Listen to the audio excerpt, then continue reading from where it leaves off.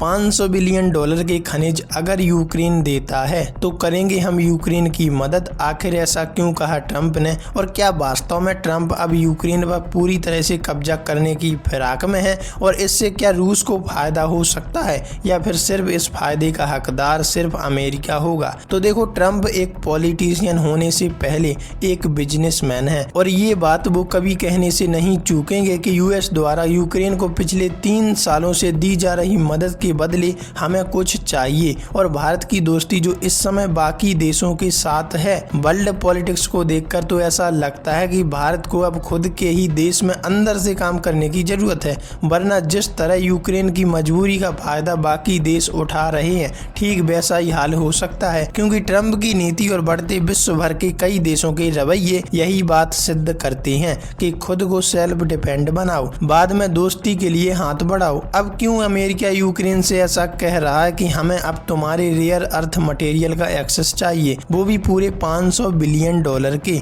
देखो, रूस यूक्रेन जंग को हो गए हैं आज 3 साल, और जब से ये युद्ध छिड़ा तभी से अमेरिका यूक्रेन की मदद करने में लगा है। अब इसके पीछे अमेरिका कोई एहसान तो करेगा नहीं, बिना फायदे के तो मदद कर नहीं रहा होगा। और जो बात उसने 3 सालों से नहीं रख पाई, लो आज यूक्रेन के सामने रख दी। क्योंकि अब एहसान का पलवा इतना भारी हो गया कि यूक्रेन को बदले में कुछ देना ही पड़ेगा। अब इस समय इसी बात को लेकर रूस की ताकत 4 गुना बढ़ गई कि अब तो अमेरिका अपनी मदद का हाथ पीछे खींच रहा है। फिलहाल अमेरिका का कहना है कि यूक्रेन को 500 बिलियन डॉलर के रेयर अर्थ मटेरियल देने होंगे, और अगर ऐसा यूक्रेन नहीं करता तो हमने जो पिछले 3 सालों में मदद की उसकी वापसी चाहिए। और इस 3 साल की मदद के बदले यूक्रेन अपने रेयर अर्थ मटेरियल देकर अपना कर्ज उतार सकता है, और अगर ऐसा नहीं करते तो हम मदद देना बंद कर देंगे और रूस कल यूक्रेन पर कब्जा कर सकता है। तो देखिए इस प्रकार ट्रंप की नीति कैसे यूक्रेन पर